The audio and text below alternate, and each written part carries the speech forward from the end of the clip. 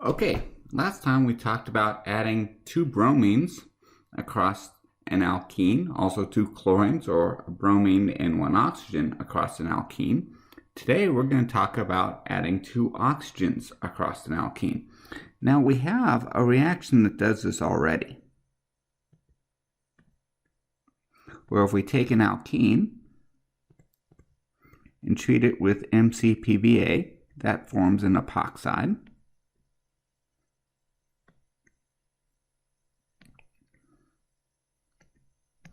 And then we can treat this epoxide with either acid and water or sodium hydroxide and water. And as a result,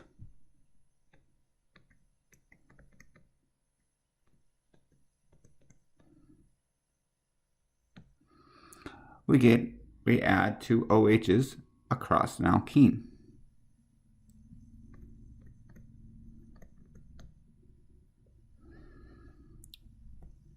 When you combine these two together.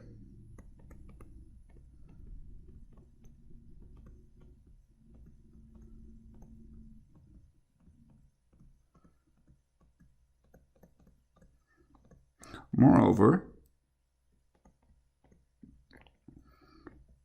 they are added anti to each other.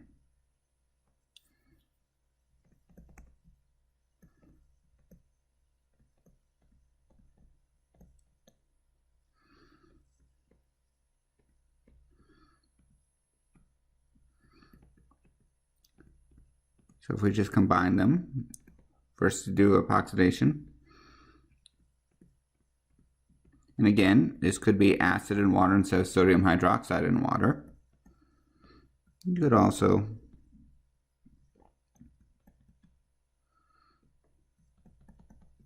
draw the products like this.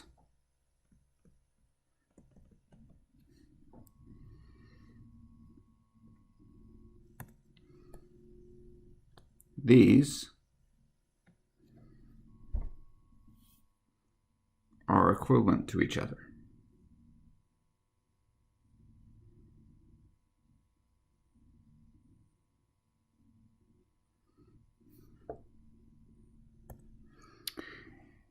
Now, there is an additional way of adding two OHs across an alkene.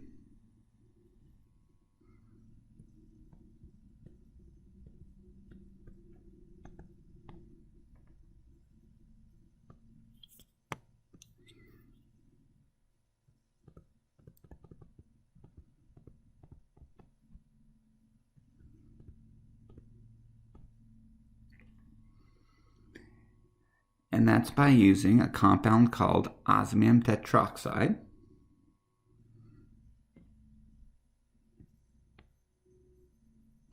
And the difference is the two OHs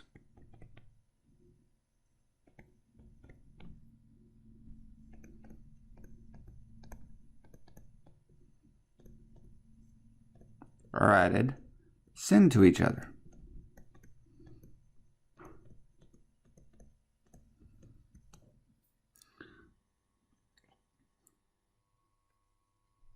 As opposed to the two OHs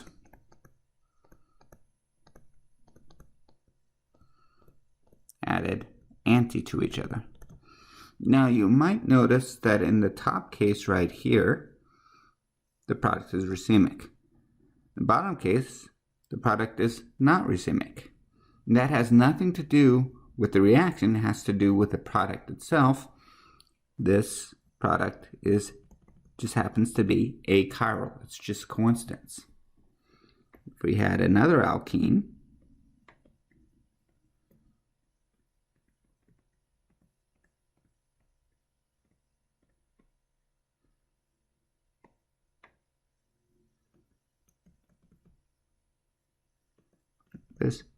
this would be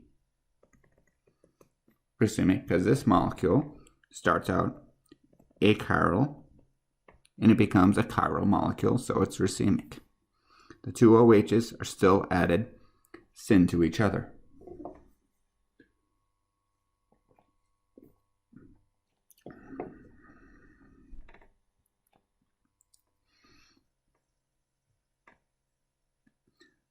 OSO4 is osmium tetroxide. And it's a liquid that's quite volatile, and it's also quite toxic. It has a tendency to oxidize, well, eyes, and people that are exposed to this for long periods of time inevitably go blind. So it's something that you have to be very careful of. Also, osmium is incredibly expensive. And the only way we can get away with using osmium on a routine basis is that we are using a catalytic amount, just a small amount of osmium tetroxide to get this reaction to go.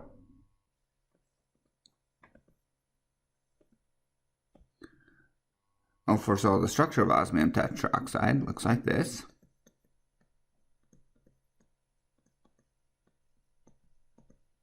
Like so.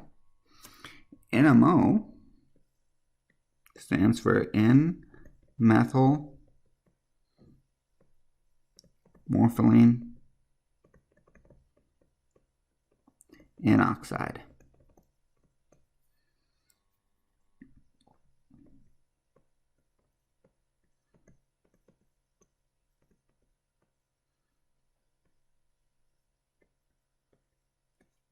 And that looks like this.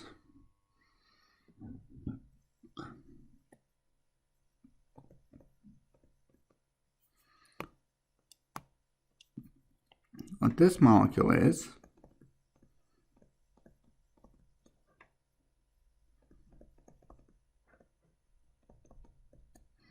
a stoichiometric oxidant that's used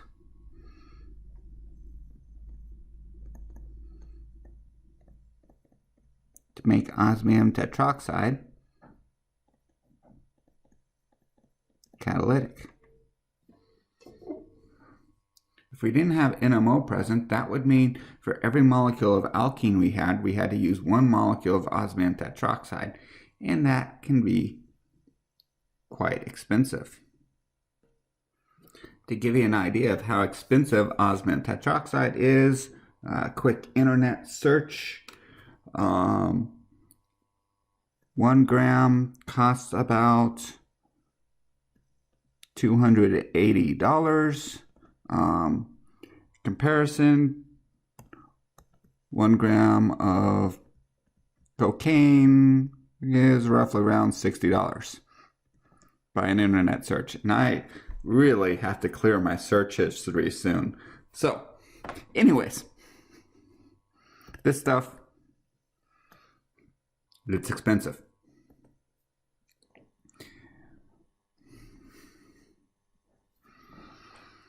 So,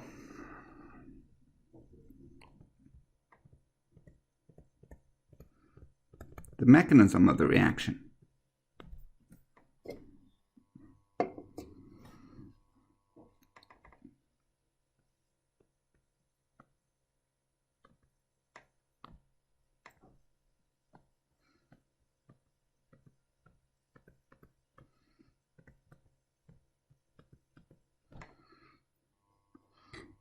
The first step of the mechanism reaction is what's called a cycloaddition, where all these steps are forming at once. The electrons from the osmium-oxygen double bond go to one of the carbons of the alkene. The alkene swings the electrons up to another oxygen, and that kicks the electron from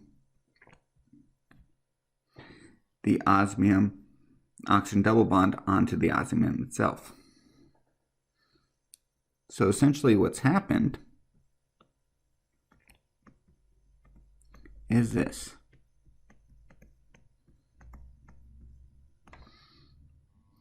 Osmium itself has been reduced.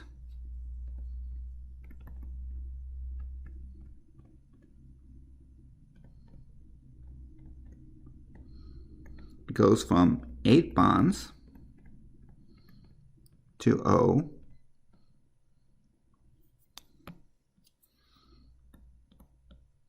to 6 bonds to O. And that's because these electrons, remember when the reduction, when you gain electrons, you actually reduce an atom. and the electrons that are gained were from this arrow right here, becomes a lone pair on that osmium. You don't have to show that lone pair, but it's there. Okay, that's the first step. Second step, hydroxide comes in.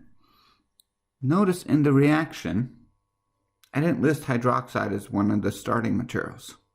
We'll get to where that comes from in just a little bit. But just know, when you use osmium tetroxide in NMO, you'll have a little bit of hydroxide present. It adds to the osmium, and electrons go up onto the O.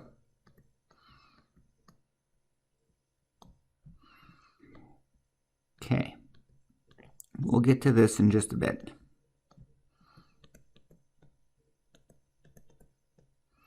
But this is a very common motif in chemistry, in mechanisms.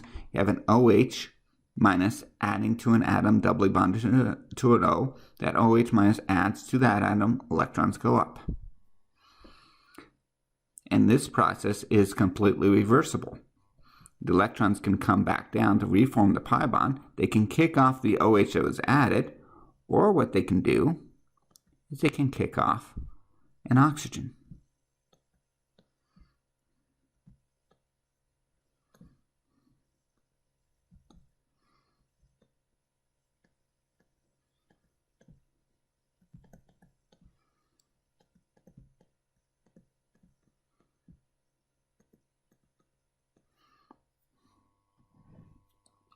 And then the resulting O minus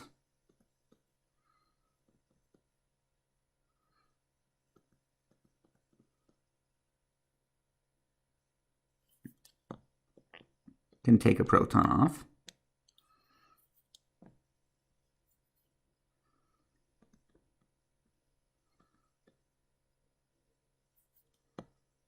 You can take a proton off of this, or it can take a proton off of water.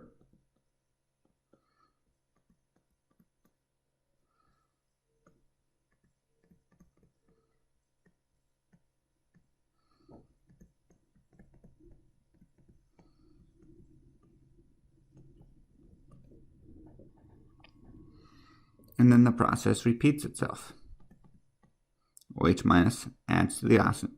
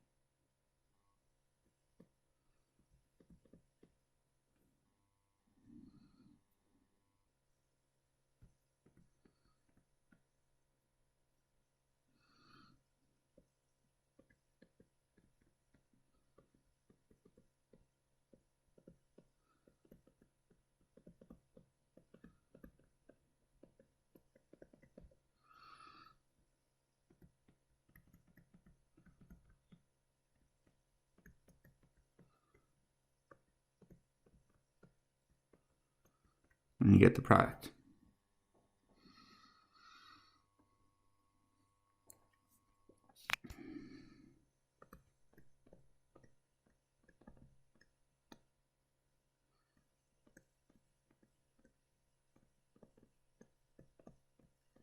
And this is the mechanism for osmium tetroxide that you should know.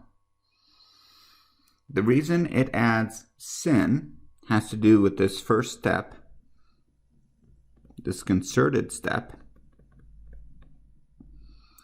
because what's happening is the two oxygens are being added to the same time, so they're being added to the same face. As a result, if they're added both on the top, they ended up being both wedges. If they're added both on the bottom, they end up being both dashes, and then that is conserved throughout the entire mechanism, giving this as a product.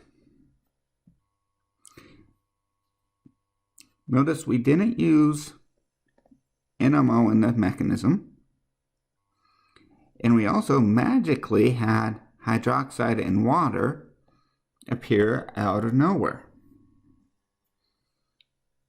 Well, this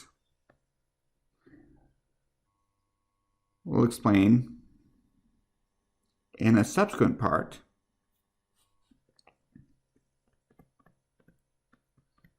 in how osmium tetroxide is catalytic.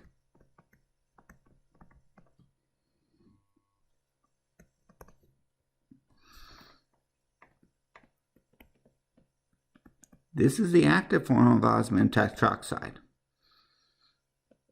It's in what's called the 8th oxidation state. It's osmium 8, because it has 8 bonds to osmium. In the mechanism,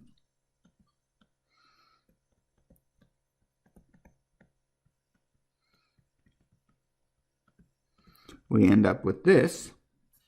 This is inactive. It's the reduced form of osmium tetroxide. This is osmium 6.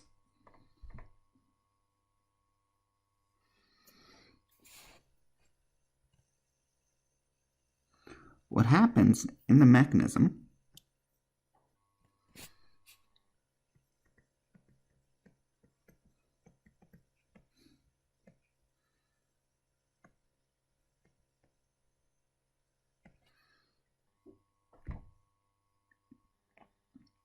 is you react this with NMO, and NMO reoxidizes the osmium 6 to give you osmium tetroxide,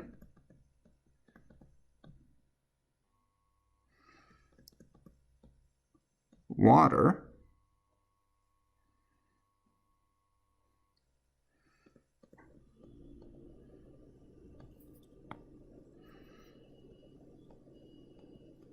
and morpholine.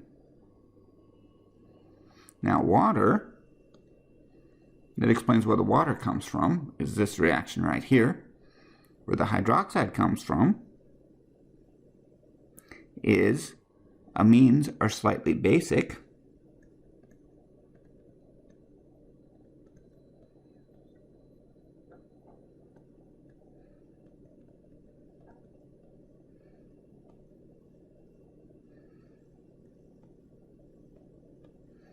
giving you the hydroxide for that above reaction.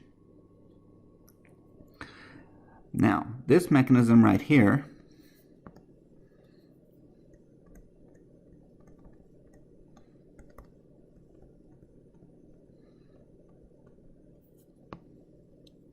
you do not need to know. But I'll give you my best guess at what this mechanism is.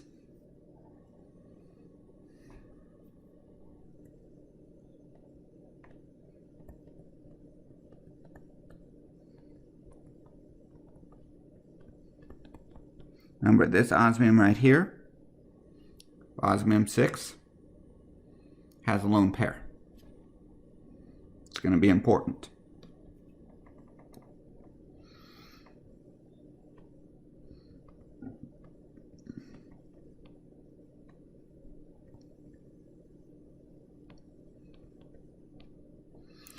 We're going to use the O- of the N-morpholine oxide to add to the osmium. Electrons go up.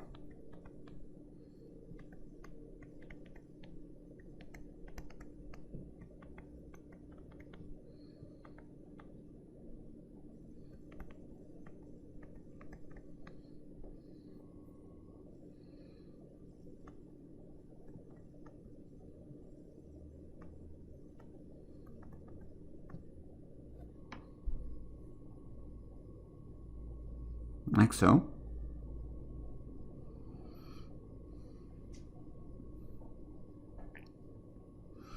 And then we're going to have the electrons come back down and kick off hydroxide.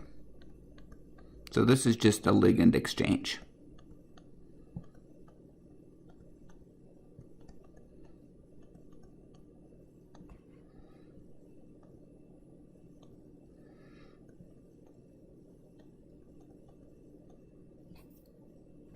And I forgot an oxygen.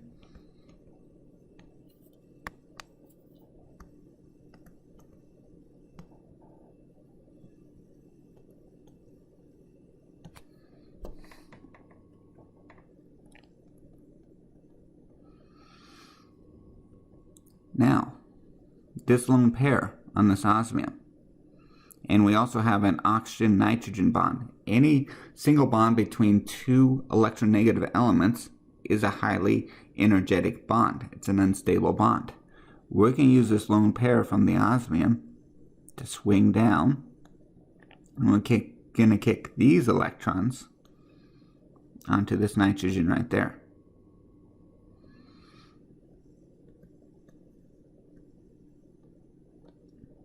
And since we're breaking an oxygen-nitrogen bond, this step is likely to be irreversible.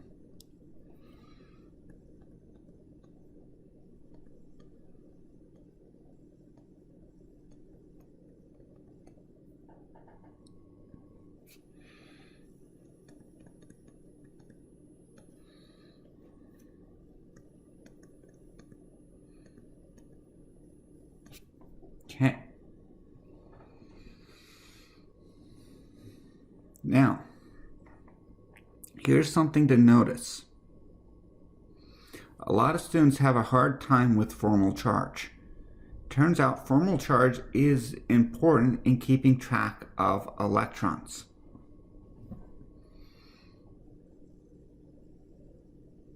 This has a net neutral charge. These two molecules together, hydroxide and this. When you add the formal charges together, you get a net neutral charge.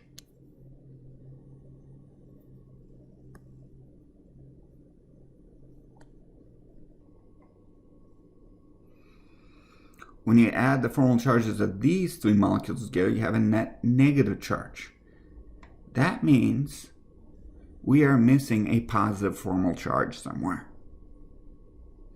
That positive formal charge, we can find out where it comes from by using the arrows, where it's supposed to be. The arrows start at the osmium and go away from the osmium, so the osmium becomes more positive. So technically, the formal charge is on that osmium right there.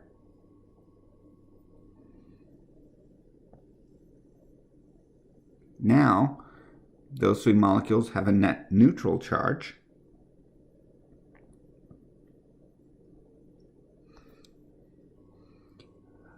So we have balanced the charges out. And then we do a deprotonation. And then these electrons swing over here. And we end up with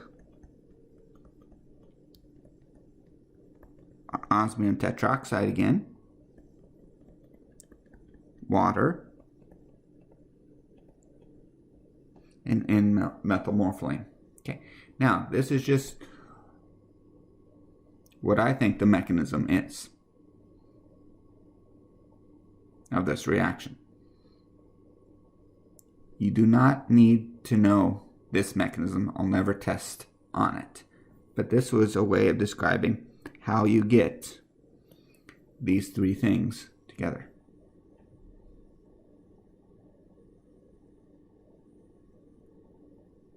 Okay.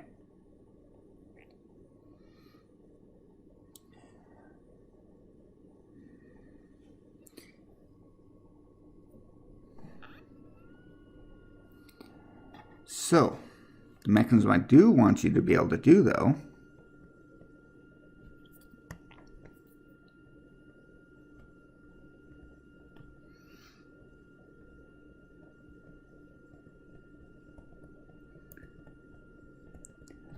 is the fate of the osmium tetroxide. And I'm just going to repeat this real quick. Try it on your own first. Now to repeat the mechanism, these electrons go to this carbon, go here, go up. You could have drawn it that way,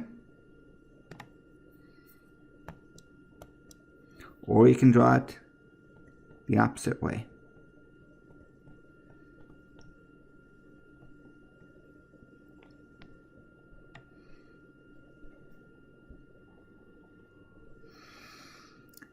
adding the two oxygens on the same face of each other.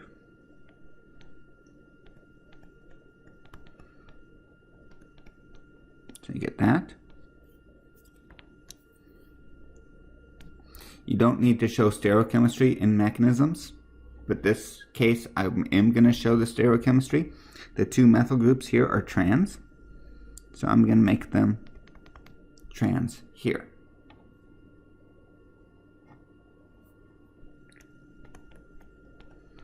And hydroxide adds, electrons go up.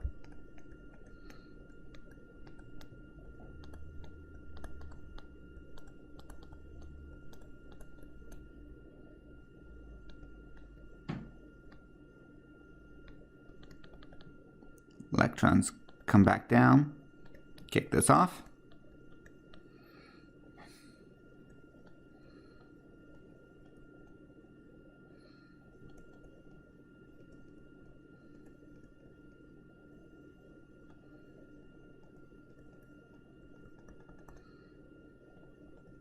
Followed by protonation from water.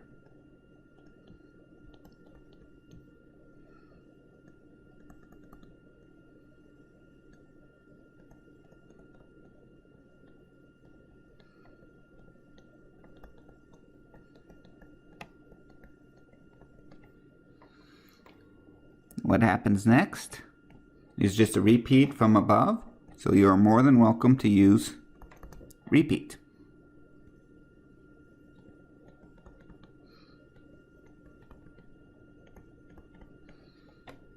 And that gives the final product.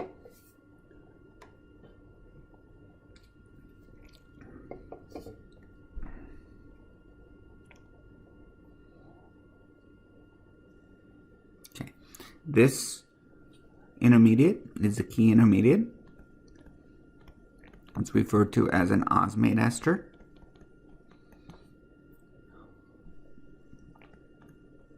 That's the key intermediate.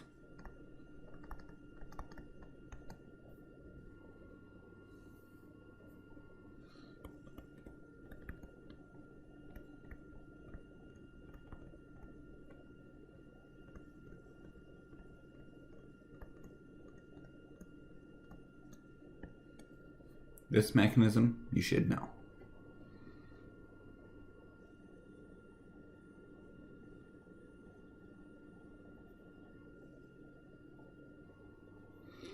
Okay, so when to use osmium tetroxide? Well, if you have two OHs syn to each other, you have to use it. So you had a molecule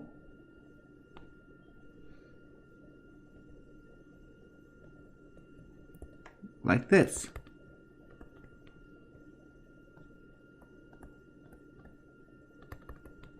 Those two OHs are anti to each other. Well, since they are anti to each other, the way you can make it is by using our first way of making dihydroxylated molecules.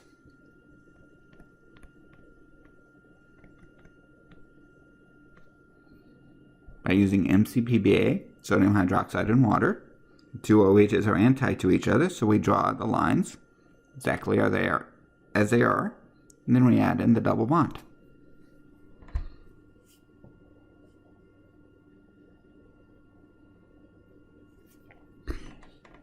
Now, if we had a molecule where the two OHs were syn to each other,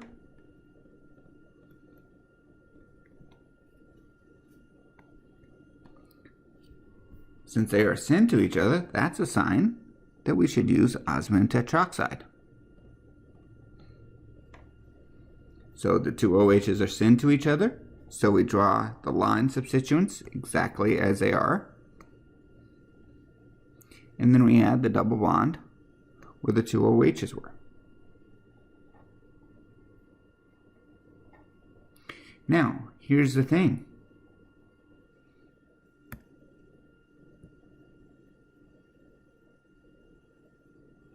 these molecules are the same. So it doesn't matter which one of these you use, you can get the same molecule as long as you use the appropriate starting material.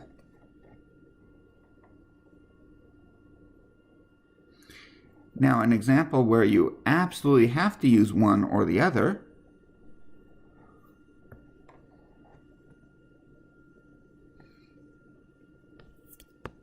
are cases of cyclic molecules.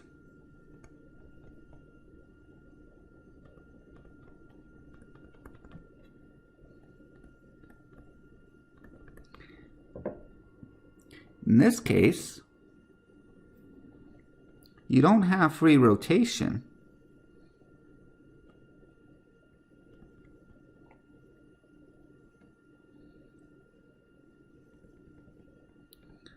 About the sigma bonds, meaning that these two compounds right here are diastereomers.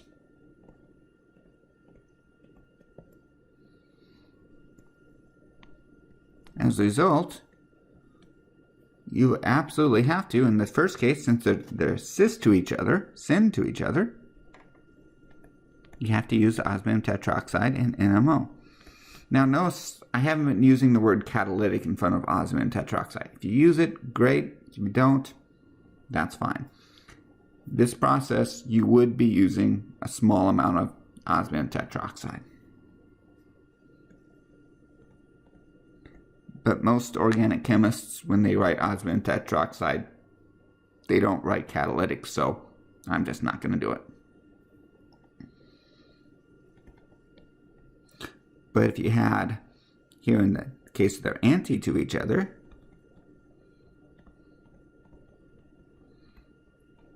that would suggest you wouldn't go through the epoxide. Now both ones use the same starting material.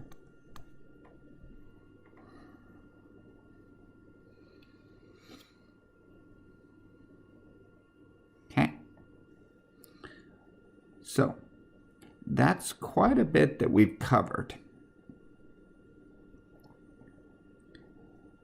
And that's probably all I want to cover for now.